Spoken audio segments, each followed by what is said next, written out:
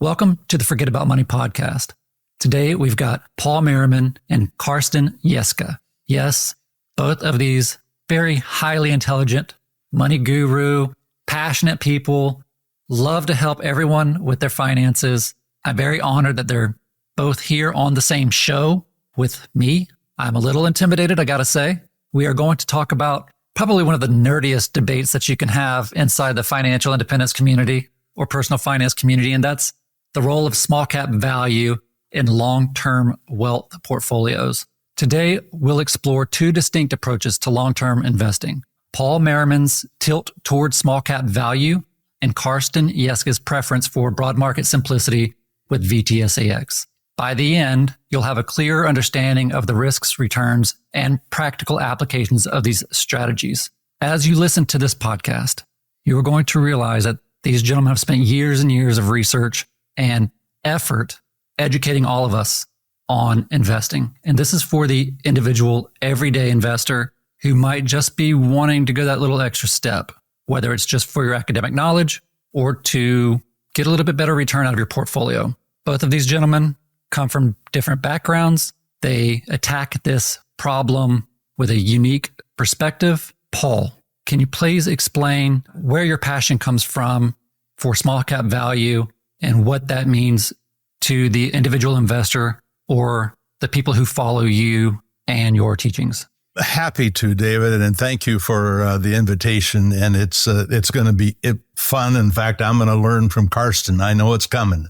But here is where I come from, and I remember the conversation I had with John Bogle in 2017 when he was talking about the goal he had for the investors at Vanguard. And it was always about enough and making sure that you could make it through the rest of your life and die with financial dignity. I come from a slightly different place. I come from a place that really what I want for people is more than enough. And I truly think that people will have enough if all they do is invest in a regular, large cap oriented, diversified S&P 500 or total market index fund.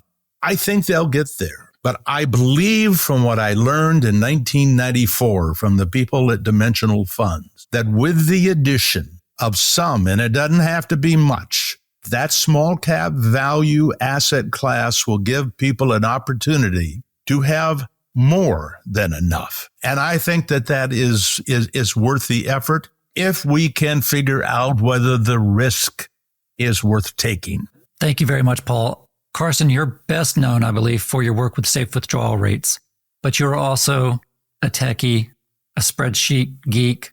It doesn't take long to go through your website to be like, well, maybe I'm, at least for me, maybe I'm a little out of my league here, but it's very interesting. But you run the numbers. So right. What's your origin and why are you so passionate about either pro or con small cap value?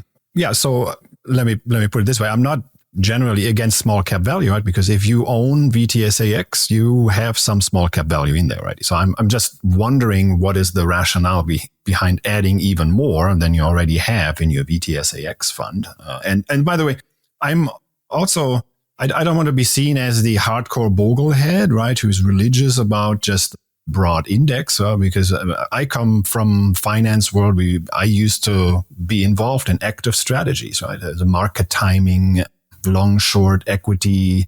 And so we were constantly looking for alpha sources, right? We were constantly looking for ways to beat the market. So if somebody approaches me with an idea how to beat the market, I'm definitely all ears. And I'm not going to be somebody who says or kind of brushes this aside and says, oh, a market is efficient, can't be possible to beat the market. So I definitely would be very interested in coming up with some alpha sources because, I mean, as Paul said, right, you do it the easy way, you do it something like the J.L. Collins way, you will get rich eventually. But, well, could we get rich maybe a little bit faster, right? Or then in retirement, right, could we push, say, the 4% withdrawal rate rule of thumb, right? It's not a rule, it's a rule of thumb. Could we push this just a little bit higher? And then if you think about how we can how just maybe a 0.5 percentage point extra return or 1% extra return, right? How that compounds over a long period. So, and then in retirement too, right? Think about how even 50 basis points or 100 points of extra return, say 1 percentage point extra return, right, increases your retirement budget, right? So if you could withdraw not 4%, but 5% in retirement, it's not an increase by 1%, it's an increase by 25% in your retirement budget. So I'm 100% on board with looking for opportunities for better returns and better portfolio construction. And by the way, I noticed obviously that small cap value has done extremely well between, say, 1926 and 2006, but the last 18 years of returns were not that great. And this is something that I'm struggling with. What's the reason for that? I can talk to that, I think, David. I think that there are a couple things there that are hot buttons to me. One of the things that we produce is a telltale chart. And the telltale chart was to the best of our knowledge, something that I know Bogle used it. Whether he created the idea, I don't know. But the bottom line is you can go back and you can look at the relative returns of the S&P 500 to small cap value going back to 1927 or so. And what you'll find is at the end of the 90s some year, that if you did a lump sum investment starting in 1927, you would have about 12 times more money from the from the small cap value than the S&P 500. Now that's based on a whole bunch of assumptions about the past, but that's what we got. On the other hand, if what you did was you dollar cost averaged over that period of time instead of lump sum, the advantage is about 23 to 1. So 12 to 1, 23 to 1 suggests there's something there. That's kind of the end of the good news, because the bad news is about 80% of that period of time, small cap value was struggling to keep up with the S&P 500. So this is not a slam dunk. This is something that if you look at the history of it, you see that you have these spurts of outperformance. Now, by the way, the same thing is true of the S&P 500. If we didn't have 1995 to 1999, the compound rate of return would be very different from what we know today. So from the evidence that I see, if people have that ability, and Karsten, you talked about that extra 0.5 to 1%, the tables we look at conclude that if you add 20% small cap value, you've got a shot. If the future looks like the past, you've got a shot at an extra 0.5 to 1%. Again, looking backwards, looking much further than the last 16 years, obviously. In fact, we do have real returns out of a DFA small cap value fund going back to 1993. And it has produced a decent premium, not as much as expected when we first were introduced to that by Fama and French. But there were periods where the small cap value doubled the return of the S&P 500, doubled it, and then came back down, and then doubled it again, and then came back down. So it has been a struggle for all of the 30 plus years, but it still has produced a premium at the end of that time. It kind of depends on when you look at it, how well it's doing, but it does have periods of solid outperformance, or it has. I can't say what it will do in the future. Karsten, what is your baseline argument against small cap value? Right. So, I mean, as I wrote in my recent blog post, obviously, if you start your windows in 1926, everything looks extremely good.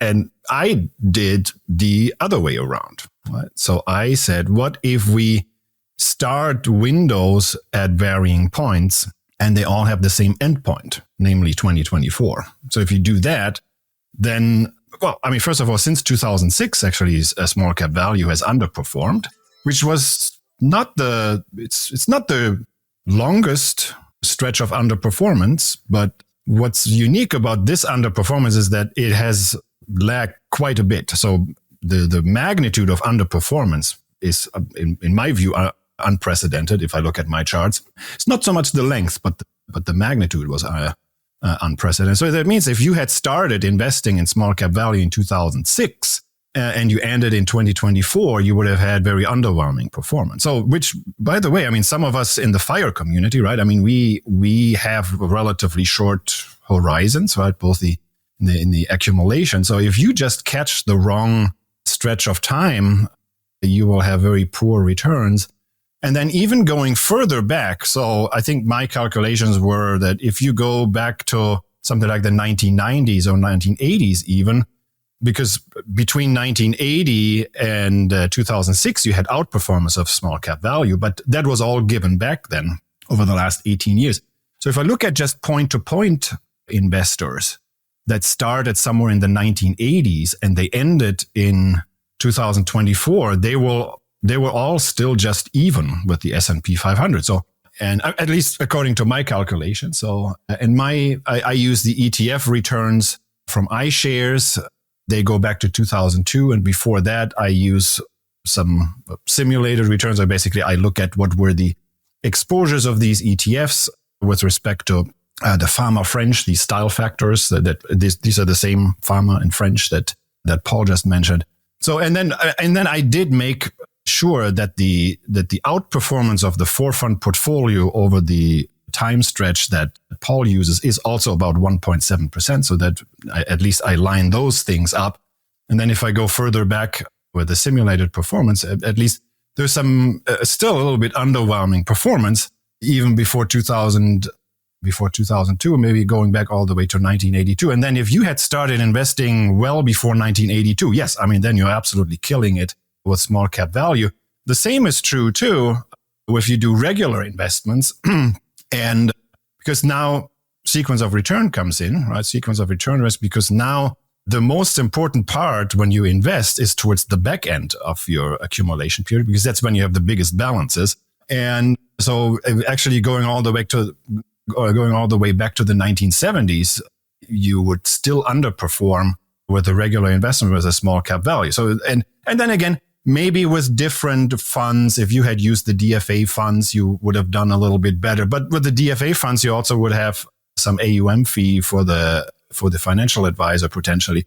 So anyways, I'm just saying that the most recent performance of small cap value has been very underwhelming. So just wanted to get that out. Okay, I've got to say that this is the most animated I've ever seen Paul's face. He's got this gradual there's so left-right many movement great of his head. conversations in there. For example, DFA has ETFs today. No, they didn't have ETFs in 1993 when they came out.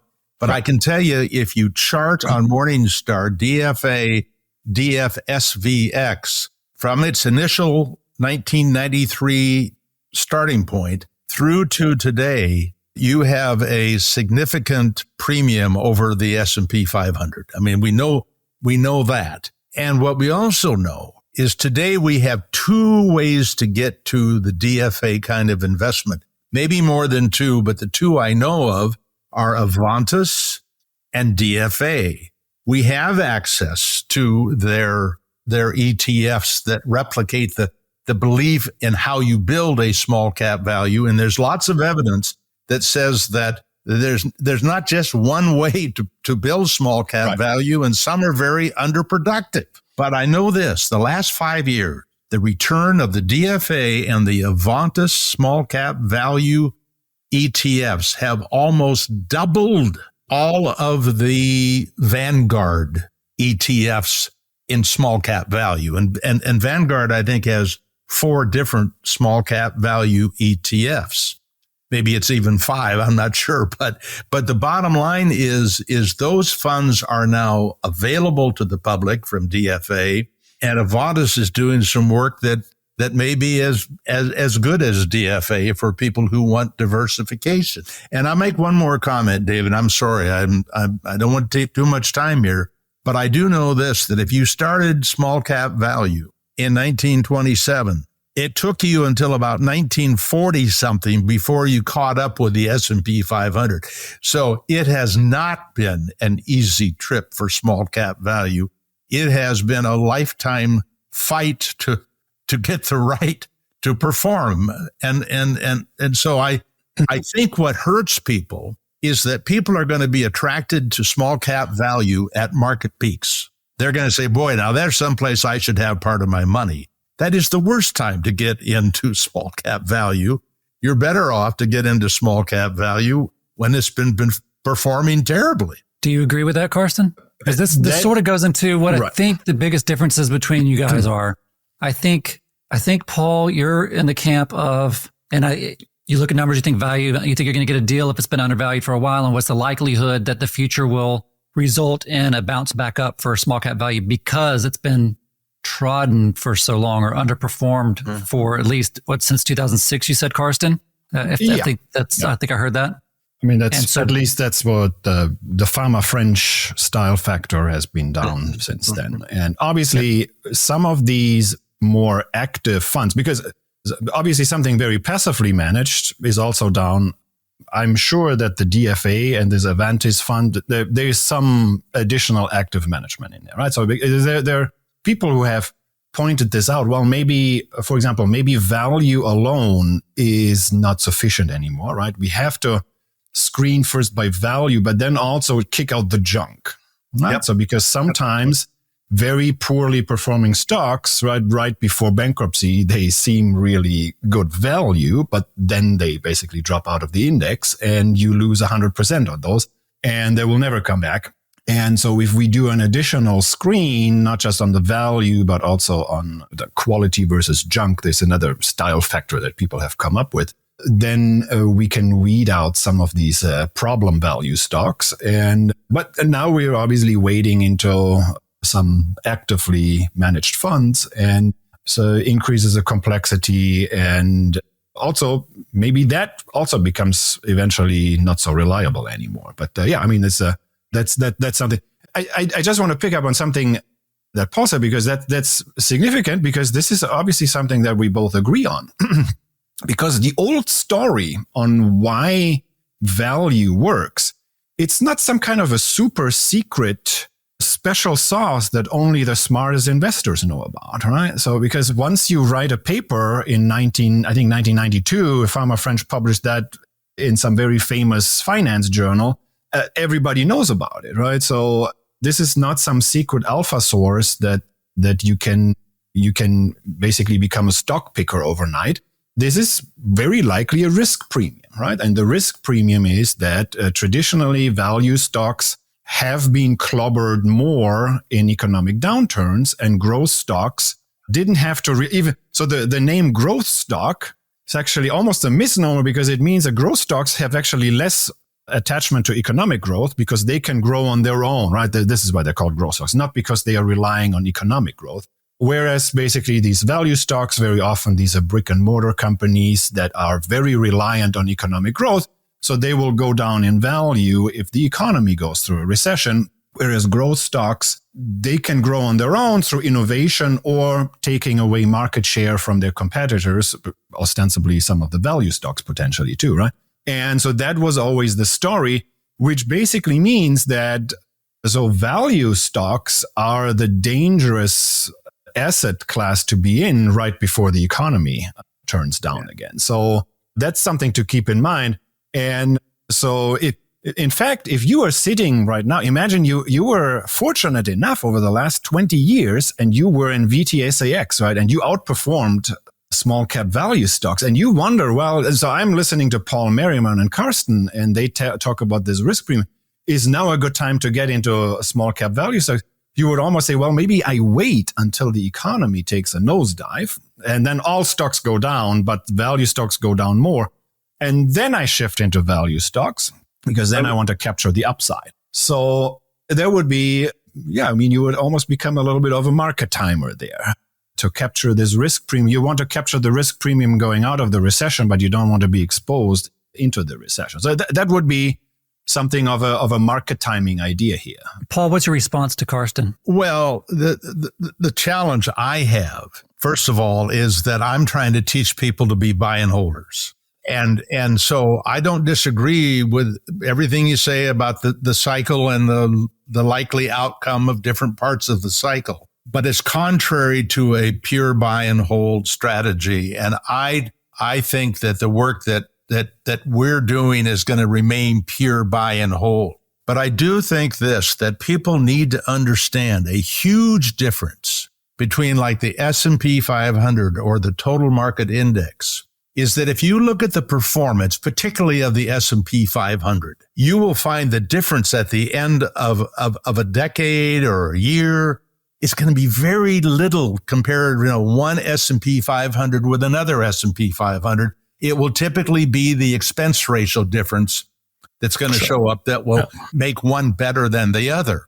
Now, the total market index, people seem to slice and dice that a little differently, so it's not quite as pure as the S&P 500. But I do know this. When it comes to small cap value, small cap growth, large cap value, there are at least 6 major ways to slice and dice those indexes so that when you look, and I've got one of the studies that I provided to you, David, it shows historically over the last 15 years, the range of returns for the different small cap value indexes. And it's about a 2.5% difference between the top return and the bottom return. Now that, you were talking, Karsten, about picking up an extra 0.5 or 1%. And here we have just in the return of the indexes themselves, a 2.5% difference from top to bottom. So it's not, you don't go out and just buy any small cap value fund. It's really important that you understand the construction and the commitment that they have, because some small cap value indexes are built to underperform. And you mentioned it, Karsten, mainly because they have a commitment to holding stocks that are close to being out of business. Yep. So if I'm an investor and I hear this and I say, okay, maybe I'm going to put at least a small percentage of my overall net worth or portfolio into small cap value. And now I just heard that not all small cap value indexes are created equal. Now I'm just shrugging my shoulders, throwing my hands up. How do I clear that up, Paul? Well, you go to paulmerriman.com and we tell you what ETF we think you should use. And as a matter of fact, we're about to redo the list. We do it every 2 years, but it's our best in class ETFs. And AVUV, that's the Avantis, a small cap value fund, we think is one of the finest. And we think the DFVS at Dimensional Funds is another fine fund. In fact, they had almost the same performance over the last 5 years. They were the top performers because they do look at quality, as you mentioned, Karsten, and weed out some. And if I could just also point out, David, that the fact that the total market index has about 8 or 9% in small cap funds themselves, but about half of that small cap value.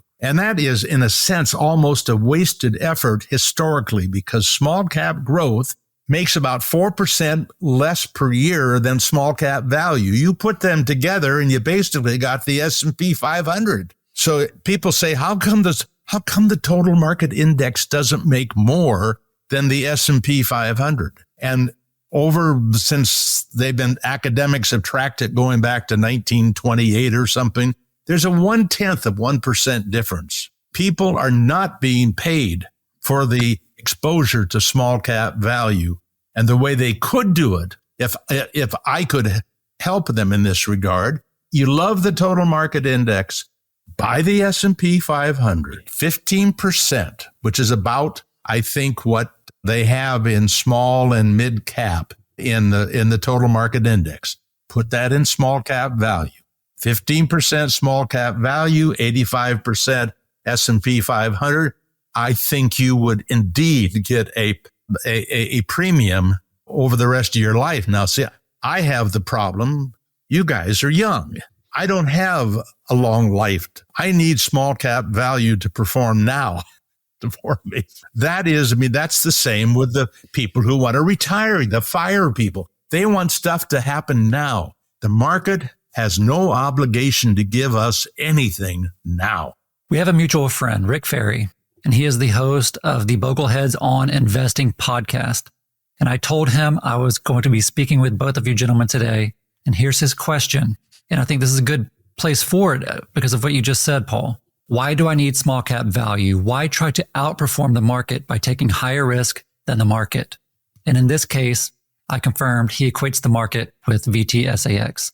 Well, I mean, we start with bonds. Why leave the safety of bonds? Because we believe we're going to get a premium for leaving the safety of bonds. Why not put everything in large cap growth and let it all hang out? Well, because we believe that large cap growth, for all the risk that we take, does not, in fact, historically give us the premium for that risk that we're exposed to. Remember, large cap growth got beat up terribly in the 2000 through 2002. Much worse than the S&P 500 because the S&P 500 had value in it. It saved people's, okay? So why have small cap value? This is not about beating the market. We got to stop thinking like that, I think, David. It's not about beating the market. What we see the large cap blend asset class as a provider of, hopefully, is a 10% compound rate of return. It has done that for 96 years. Now, obviously, not every decade, but with small cap value, it's a different market. It's a different part of the market. Just like Treasury bills are different than long-term treasuries. The S&P 500 is different from small cap value, and it has paid a premium of about another 3%. Now, when I first took the class from DFA back in the early 90s, they said to expect a 5% premium for small cap value over the S&P 500. And there's a lot of history that has in fact happened. But 2% is supposed to come because of size, and 3% is supposed to come because of the value premium. And I don't have any idea whether it will pay a 2 or 3 or 4% premium in the future. But I do believe this is simply a premium for additional risk. I don't think it's magic, and I don't think it's about the market. I'm not trying to get 10%. I'm trying to get a little more than 10% for my children and charities that I care about. And that's the reason we do it. Or as Karsten says, to retire earlier. Yeah. So I think, David, you put your finger on the wound here, right? And we don't want to sound like we're these impatient millennials who need the instant gratification, because obviously we're all long-term investors. And there is something significant about, say, a 10-year horizon, right? A 10-year horizon is the horizon over which many fire savers accumulate assets. So if somebody tells me, okay, yeah, I have this new investment idea and it outperforms occasionally, but sometimes you have a 20-year stretch of underperformance, then some fire people will say, well, sorry, I'm not interested in that, right? I need something more reliable than that. And then the same once you're in retirement, right? So we talked about this at length when people interview me on sequence of return risk, right? Which is the most dangerous time of your retirement? It's the first market cycle after you retire, right? It's the potential that you retire right at the market peak. The market takes a nosedive, and even though the index recovers eventually, but your portfolio may not, because you might have withdrawn money over those initial 10 years.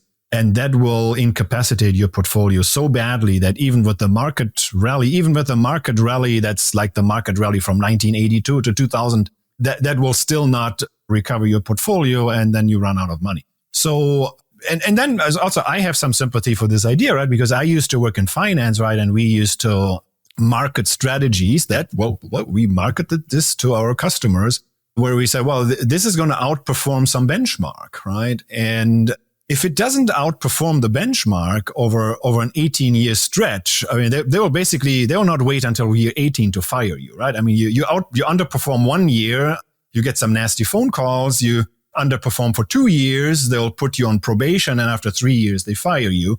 So I think one of the problems with small cap value is not so much the the size of the outperformance and underperformance is also the magnitude of the fluctuations, right? I think this is an issue that came up. There's a big tracking error that you introduce. So there's a tracking error. Somebody uses the VTSAX and somebody uses an alternative strategy. So, and you look at not the volatility of that new portfolio, but you look at the volatility of the incremental returns. And if these incremental returns are very volatile, well, that's a problem, right? Because it could mean that you have very long periods of outperformance or underperformance. And so many investors will not find this particularly palatable and attractive. So I am personally looking for some alpha sources that it would be nice to have something that outperforms every single month. Of course, that would be unrealistic. But you know, if I have something that has some volatility and it might be down a month here, a month there, every year, but at least every market cycle, I outperform. And with market cycle, I mean one bear market, one expansion, which could be something like anywhere between 5 and 10 or 12 years. If over every market cycle, I can at least outperform, then I find this very attractive. But what gives me stomach ulcers with small cap value is that it has underperformed over the last 3 market cycles. And that's a little bit scary if you ask me. So. Well, David, may I just Please, make a comment about the yes, performance and not wanting to underperform? In my case, my goal is not to outperform anything. My goal is to meet my needs for my cost of living and hopefully accumulate some more assets for the family and charities and all. So I don't have any competition with the market. It's only my life that I'm in competition with. But I would have you look another table you have, David. It's the sound investing table that shows the returns by decade going back to 1970. But it also shows the S&P 500, all the up year, how much money did it make? All the down year, how much money did it lose? Accumulative.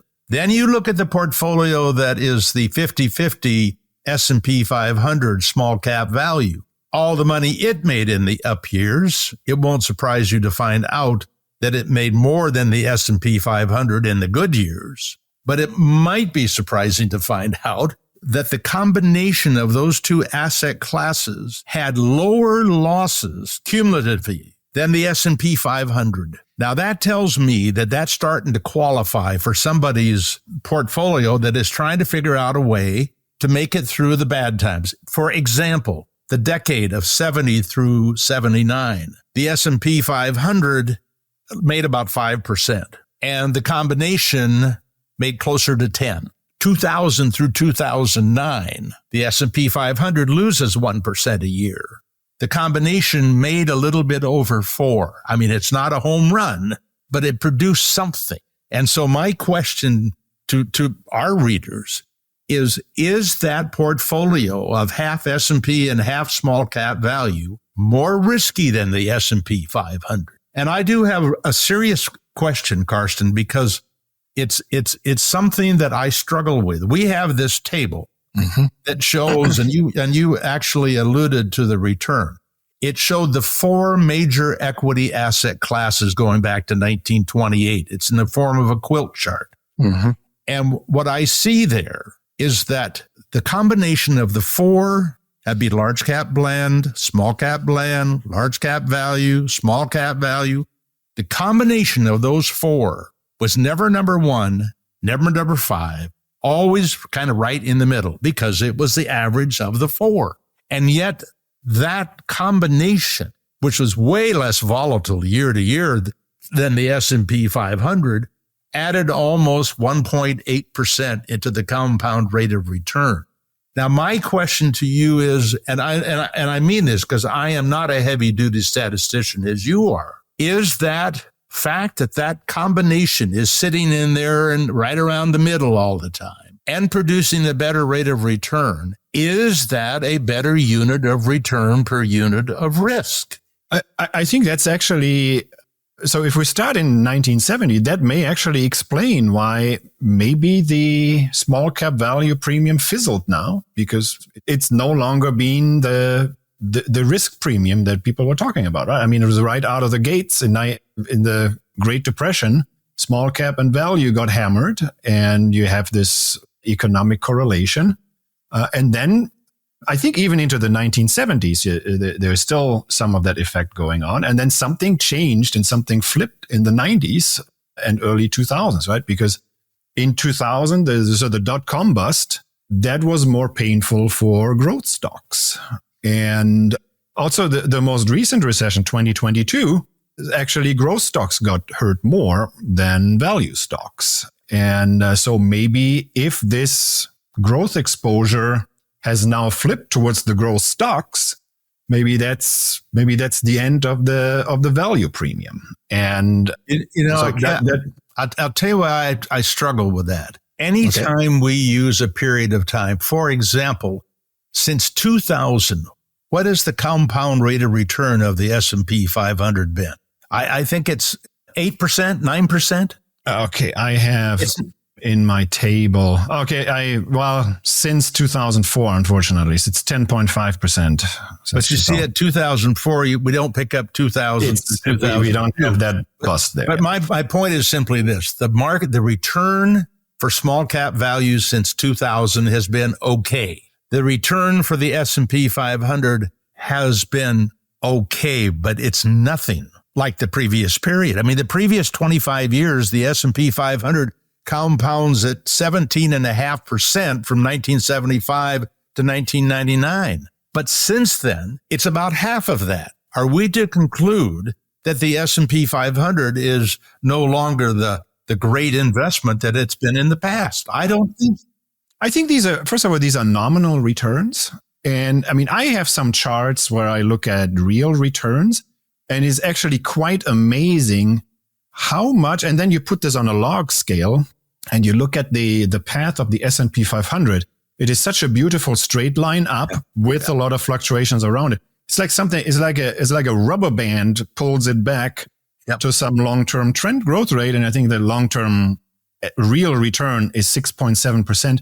I don't think there has been any significant shift in the S&P 500 long-term return. And we can talk about, well, maybe returns are going to be a little bit slower because we are a more mature economy, right?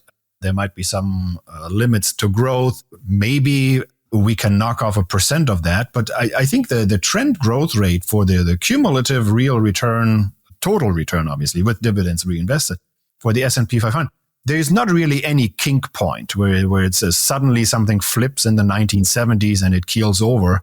In fact, quite the opposite. People were amazed how just the S&P 500 can keep plowing like that. But that's not been the case with obviously, you make this case all the time, right? The small cap value premium looks like a step curve, right? I mean, it maybe even goes down a little bit, gets hurt during the recession, and then there are these very short spurts of growth in that small cap value premium historically, where it worked beautifully over relatively. And this, I mean, obviously, it makes your point. You want to be invested long term because you cannot time this very well. Even though, I mean, as I said, right, my timing strategy would be I wait until the bottom of the next recession and then I go into small cap value. If I want to milk this premium, but I still wanted to make this point. So, what if small cap value has just lost this shine and has lost its luster because the last 25 years, obviously the correlations were not anymore as they were, say in the 1920s to 1970s at least, and then also going forward, right? So, my theory is that I think U.S. growth hinges on the success of all of these high-flying growth companies, right? Because artificial intelligence, machine learning, both on the software and hardware side, this US is where all of the technology and innovation happens. It would, for example, explain why value premium still exists in some other countries because they are not as tech-heavy as we are. But I would almost say it goes the other way around. It's not that our growth stocks are dependent on economic growth. It's actually the other way around. Our economic growth is dependent on our growth stocks, and we better hope that they do well, because if not, then, I mean, this is the next technological revolution, is the next is a next great productivity boost that hopefully we can milk over the next 10 to 20 years. So I think there is at least the possibility that maybe there will never be another growth spurt in the small cap value premium, because it's actually the other way around. Growth stocks now deserve the growth premium. Well, the DFA and the Avantis small cap value funds for the last 5 years have approximately doubled in value. That's a pretty good return. That does not sound like something that's down and out. So, I mean, I have the DFSVX. Okay, I have 10 years. The DFSVX is up by 37%, and the S&P 500 is up by 180% over the last 10 years, though.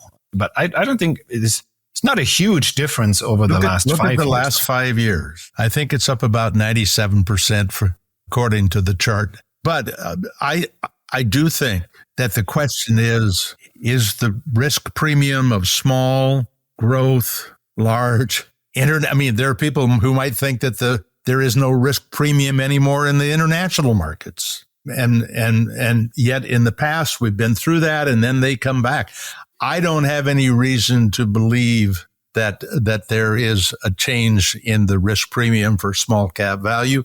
I think this is just a normal, very long. Again, if David will share the telltale chart, you'll see every one of these sideways movements that go on for like 17 years. I think there are 3 of them that go on for 17 years before that they start outproducing the S&P 500.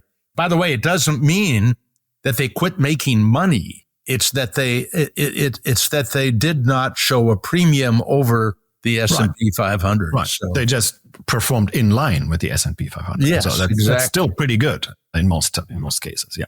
I am not smart enough, and I'm not willing to do all the work that you and your teams put together to put all this back testing. But earlier, Paul, you were mentioning particular small cap value indexes being different or performing differently over time. I wonder if, Karsten, your back testing data, if you use the same information that Paul used, would it change anything? And I know I'm not asking you to do it right now off the cuff. Right. Just my memory. Can you just do all the computations in your head? That'd be great. No. So first of all, I get the same relative performance. The 4-fund portfolio outperforms the S&P 500 by 170 basis points over the same time horizon. So if I used some assumptions on the way going back, so, and I think you use annual data. I prefer monthly data because I want to see the intra-year fluctuations, especially want to grab the market peak around 1929. I prefer to have that with monthly data. But so I don't think we had very different assumptions. So but I can obviously look at what you had. So are these publicly available data at DFA, or do you have to pay for that? Or I suspect there is a way that you could certainly get your hands on it. David, one thing that might be interesting for your listeners is, I mean, we've talked about small cap value. The question is whether we actually own small cap value or whether this is just an interesting conversation.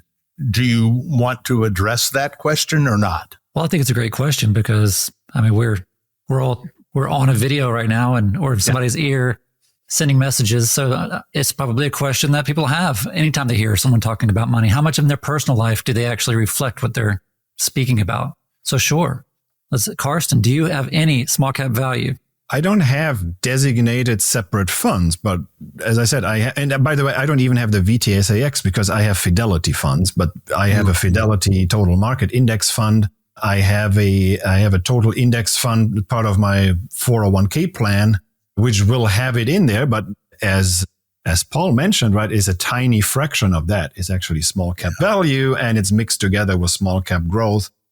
So yeah, I have it, but I don't have it in any bigger size than it would be making up in terms of capital weights. Those market cap weights, sorry. Paul? Well, I developed, I was not an original developer of the ultimate buy and hold strategy. the distribution of the portfolio across 10 different asset classes. That is the way that my wife and I invest in the buy and hold portion of our portfolio. So we are basically 25% in small cap value. That 25% is half U.S. and half international. We are 25% in small cap blend. That's half U.S., half international. We are then 25% in small cap in the U.S., half blend and half small cap value. And the large is half value and half S&P 500. So we have basically a little more than half of our money invested in value because the S&P 500, for example, has some value in it. And the other half is oriented to growth. And then we have half our money in bonds because we're old. And so that is our way of defending against the catastrophic. So if I were to do a pie chart for generally it's 50% bonds, 25% value, and then 25% S&P? Well, it's or 20 small cap related. It's half small cap value. It's half small cap and it's half large cap. It's half US, it's half international. It's half blend, it's half value. So, and I think we have 13 or 14,000 companies. And if you ask me, how did I do last year or am I doing this year? I have no idea because I don't care. I do like them. I know that the portfolio's up because the market's up, but I don't track it on a regular basis. I don't look at it because the first week of each year, my wife and I take 5% to live on, and that's our income for the year. Mm-hmm. And this next year, we're going to have more than last year because the market's up. So the value of the portfolio is up. That's great. Mm-hmm. It's great for her. Karsten, in preparation for this podcast, we emailed each other back and forth, and you raised an excellent point about confirmation bias. Mm. What would it take for either of you to change your mind about your portfolio recommendations? Paul? Well, we have done that in the area of ETFs, where if we think we have got a better, as DFA has come out with an ETF, we have added that to our list. I mean, we do update that. Now, if what you're asking, what would it take at age 81 for me to conclude that the small cap value premium is gone? I don't have that long to live because I wouldn't change my mind because I didn't change my mind about the S&P 500 when it lost money for 10 years. So Paul, is there a sustained period of time that the SCV, small cap value, would underperform that would impact your messaging regarding this? Well, if another 10 years? You see, the interesting thing is, remember I said that if you dollar cost averaged into the small cap value, you made twice as much as if you lump summed in? The reality is, I tell the college kids I teach, I tell them celebrate a bear market, celebrate underperformance. It is likely that the people who continue to invest when the market is down are going to benefit in the future. Now, if one wants to try to market time that and fine tune your entry and exit points in order to try to do better for the long term, fine. But these students, I just want them to set it and forget it. And the minute, if we let poor performance change our mind, we are not going to stay the course, because poor performance is just a part of the process, which is the reason you want different asset classes in the portfolio. Because you go back and look at that 2000 through 2006 timeframe. If you didn't have any small and you didn't have any value and you didn't have any international in your portfolio, your goose was cooked. The problem is we don't know when that's going to happen. So we invest based on, we will just want to have it right when it does happen. The problem with that is it means that you're going to also expose yourself to these asset classes when they are hurting us, because we could be in cryptocurrency, which I'm not in either. Good to know. That's probably something a lot of people would want to know about your crypto. Probably get some more clicks too. It's a very popular subject. Karsten, same for you. What kind of data would you need in order to make you more open to tilt toward small cap value?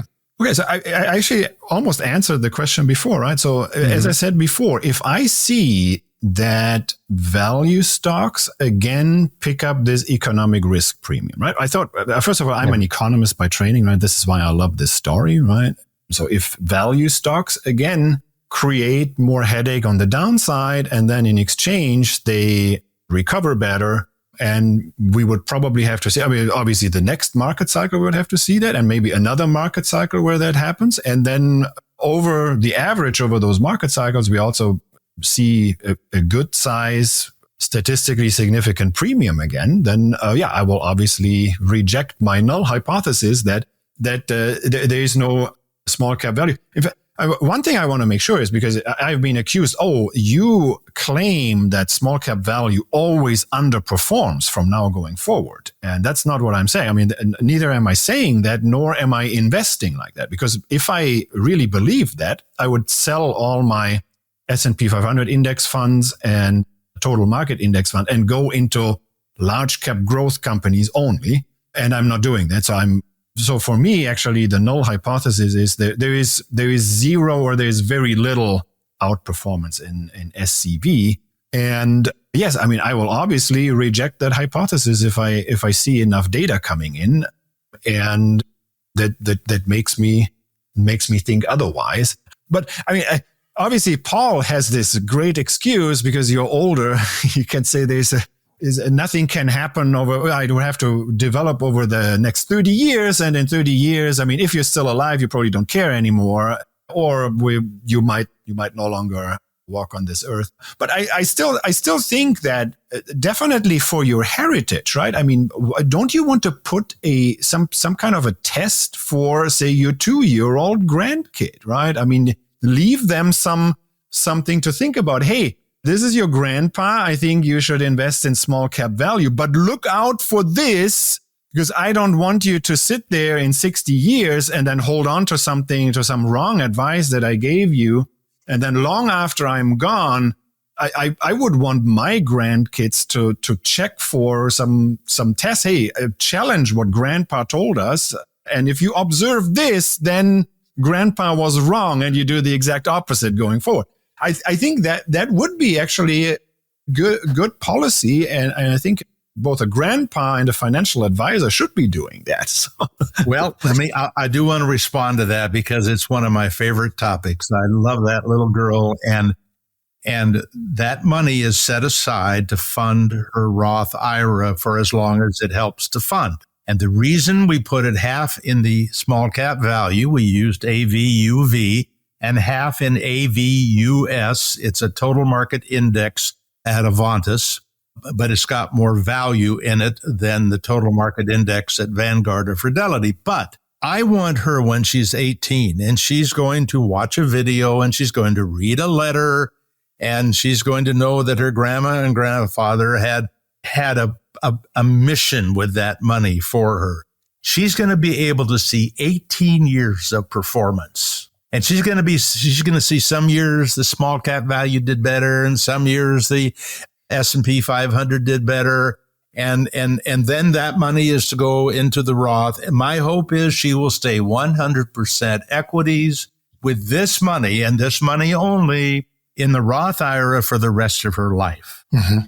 And that when she is 70 and she retires, I think it will have a huge impact on her ability to live and to give. And I don't want her to second guess, because there'll always be a salesperson who's got a better idea. And right now she doesn't have enough money that they'll crawl across crushed glass. But when she's got a few $100,000, they're going to make promises to her that I'm not going to be there to defend. And so the question we grandparents or parents have is, how do we keep their hands off the money? So we're trying, and we're trying by getting it going, but getting that hid into Roth IRAs as soon as we possibly can. I love that approach, because that you're even thinking about it. Because one, I think we can all recognize that even us three sitting here are probably a very small portion of the masses as a whole. And even a smaller portion is thinking that far into the future for their grandchildren. So I think it's awesome that you're doing that, Paul. And I know you've got a beautiful family too, Karsten, and I know you're already thinking about these things as well. Right. And I love talking to you, Paul, because you have a few more years on me. And selfishly, I get to take advantage of your perspectives because I know time flies and I know it's not going to be too long. My back already thinks I'm there with you already, probably. But time does fly and I take advantage of every chance I get to get the wisdom from really cool people like you. So prior to recording this about a week ago, I put a post on YouTube so that the people who subscribe to the YouTube channel, they can see it and they can engage and participate with me about the show. And I told them that I was going to have you both on and ask what they would like for me to ask you. The first question is from @KEP, KEP 19901. He starts out with, Paul is the man. Approximately how long will one need to wait for a premium to be paid? 30 years? Infinity? Etc.? Question mark. This is premiums to be earned on small cap value? I believe so. Yes, sir. You know, it's an interesting question because, and Karsten addressed this, we have inflation to consider. We have the S&P 500. It could be, for example, this has happened before. The S&P 500 will go from very high PE ratios to much, much lower PE ratios. In which case you can have a period that the small cap value may outperform because the S&P 500 is doing poorly. So there's a number of ways that it can happen. No one can know. That is, we have to understand we are in a faith-based business. It's all about faith. We can crunch all the numbers we want. Gene Fama Jr. can give us all the speeches he wants or papers he wants. But it's one interesting thing when you ask these academics what they expect the premium to be, not whether there will be a premium, but what do they expect it to be? And they'll say, we have no idea. We really don't know what it will be. We just think there will be a premium for small and value and stocks over bonds. I mean, that's the belief that the academic community has. That is very different from the way it was in 1925. In 1925, they believed that stocks were nothing but speculations and the bonds were the real investment for the future. And so what will we believe in 25 or 50 years from now?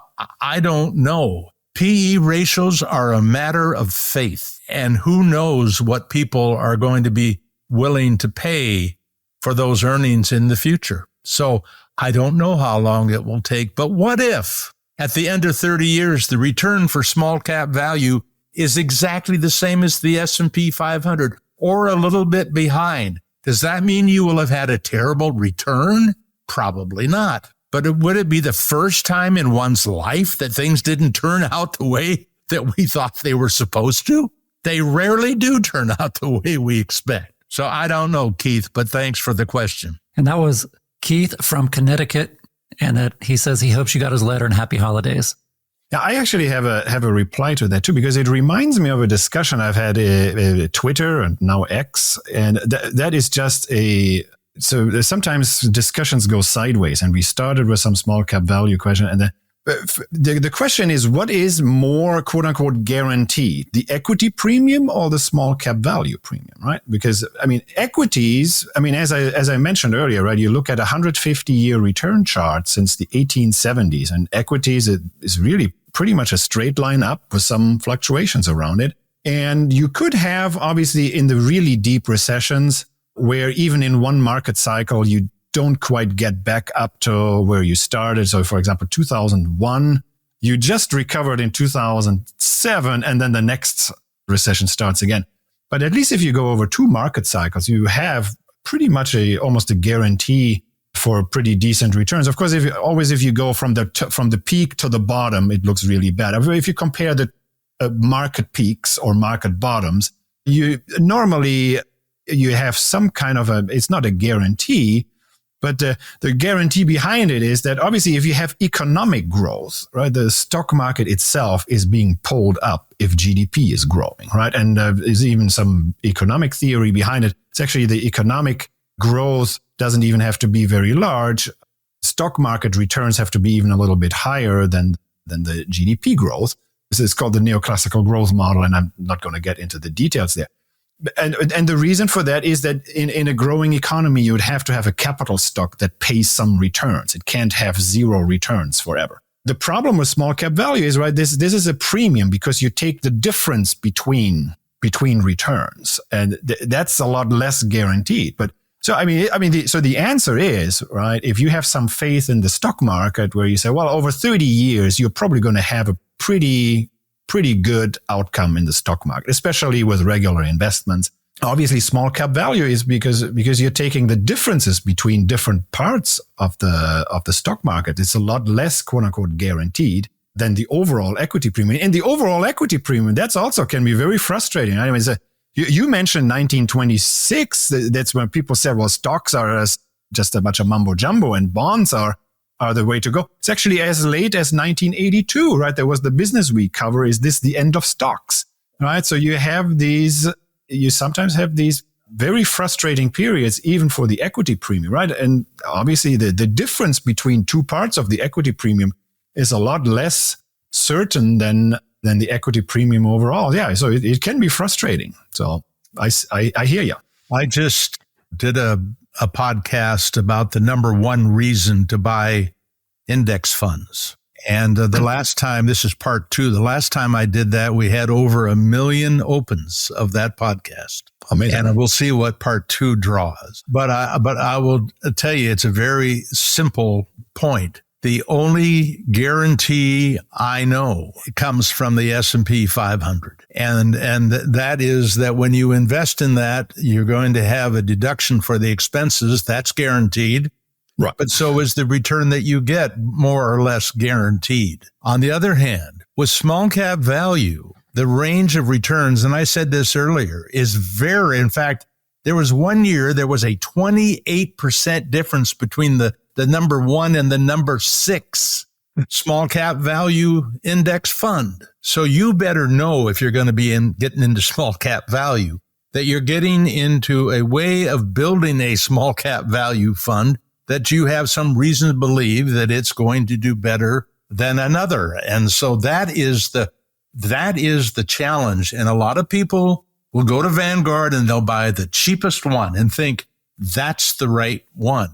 And in fact, that probably isn't the best one, because we're not talking about a pure index as we have with the S&P 500. Here's another question. We've touched on this as well, but I want to ask it. Maybe we can find a different angle. This is from Kayasam. It's basically mosaic backwards. The small cap premium seems to have disappeared since 1980 compared to the previous 50 to 60 years. What factors have contributed to this? Do you think the premium will reappear? And if so, why? And if not, why? Well, to begin with, it hasn't disappeared. All you have to do is you can go, we know we have a public fund that has been doing this, run basically by the people who developed the factor models. And that fund, if you go to the chart function at Morningstar, you can compare it to the S&P 500, and DFSVX has outproduced the S&P 500 since 1993. And twice during that period of time, if you sold right there, you were double what the S&P 500 was worth, more than double, twice. On the other hand, you also could have sold at a point that it was virtually the same as the S&P 500. But right now, small cap value fund is doing okay. It's not as bad as people are painting it to be.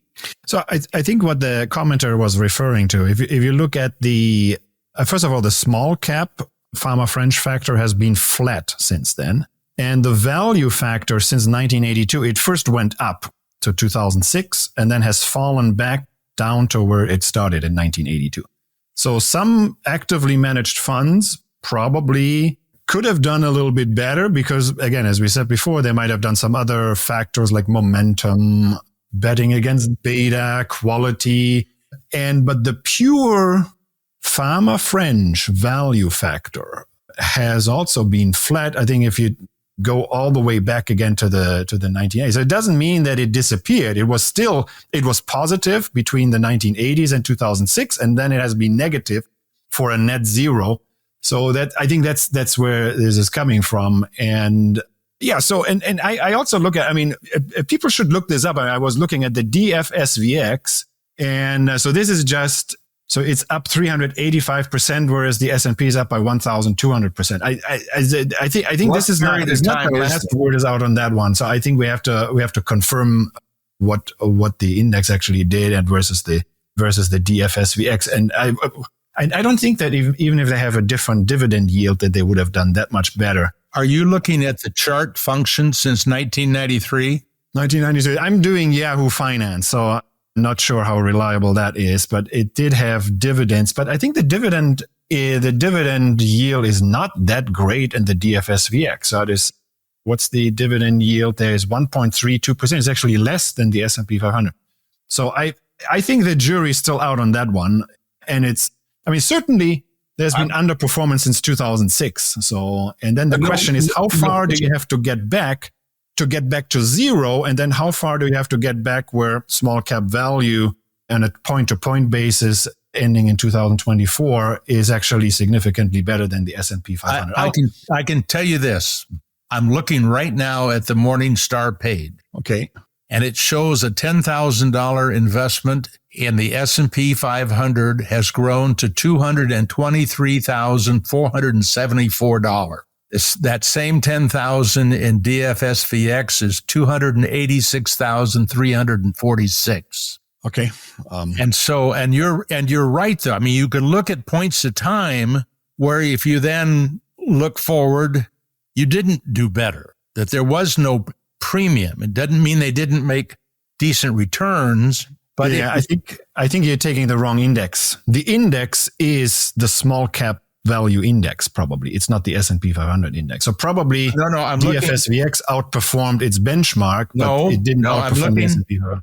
I am looking at. Do you ever use the Morningstar chart function? No, I don't. But I can go to the max and okay. So here is 1993. Okay, all right.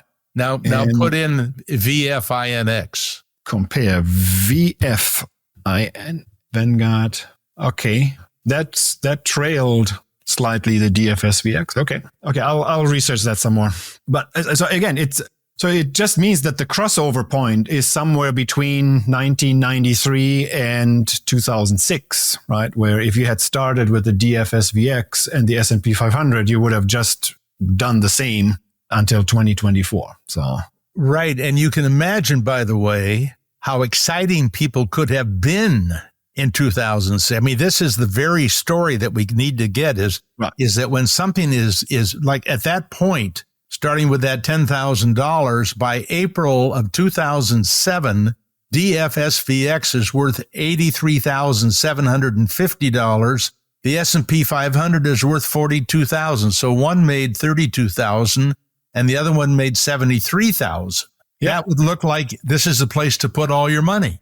Right. And then it started underperforming. Yeah, exactly. Yeah. That's what people need to understand. And we try to be careful not to oversell this stuff. And on the other hand, when you're as enthusiastic as I tend to be, it can cause people to believe something different, I guess. All right, gentlemen, let's end it with this. Yes. If you could offer one piece of advice to a new investor trying to build wealth in 2025, what would it be? Go ahead. So this is a new investor just getting started. And I can tell you that investor is hesitant to put any money in the stock market, right? Because that investor thinks that, market is going to go down and it's not worth it. And so I always tell people that was basically me, because I got my first job out of grad school pretty much at the market peak in September 2000. And well, what did I do? I invested in my 401k and it did terribly the first few months, right? Where I think at some point, it was worth less than what I had put in total, right? Even though you make the contributions and the money was melting way faster than I could put money in, and it felt really frustrating. But it's very useless to try to time the starting point of your investments if you're a new investor. You just get started, and goes back to some of the things that Paul said earlier. In fact, one of the best things that can happen to you is if you have a recession right out of the gates.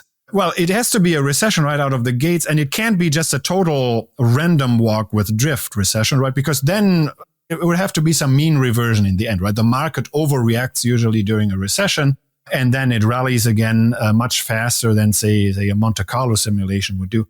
And so you would have basically the positive side of sequence risk, right? So you have the recession early on as a saver that helps you because you could then dollar cost average yourself into the market. And yeah, so my recommendation is get started. The best time was last year. And because you didn't do it, it's now. And even if there is a recession, hold the course and keep doing what you're doing. I totally agree. I would just recommend that you celebrate the bear market if you get one, because it is going to pay some of the biggest rewards you'll ever make in the market. As a matter of fact, if you started investing in 1932, you had one of the best 40-year runs that the stock market's ever had. And so it's I think Karsten's got the right advice. Yeah, I think it's pretty clear. Both of you are united on that front. Get started and just keep going. Be consistent. That's it. Stay the course. And by the way, be careful. Don't listen to older people who are crying the blues during a bear market, because they will legitimately probably be right. They don't want it, but it's okay for you. Gentlemen, thank you so much for spending the time with me. Thank you, David. Thank you. I know this is something a lot of people see. You're both very smart people. You both have a huge following, and it's great to get this conversation of you two seemingly opposed about small cap value together and talking through some of this. Bigger picture, outside of small cap value, I know you agree on much more than you disagree on. Oh, yeah, absolutely. Thanks, Karsten. Thanks. Very good. Thank you. I enjoyed it. I enjoyed meeting you at dinner, and Bill was right. I knew that already. And thank you all for watching and listening.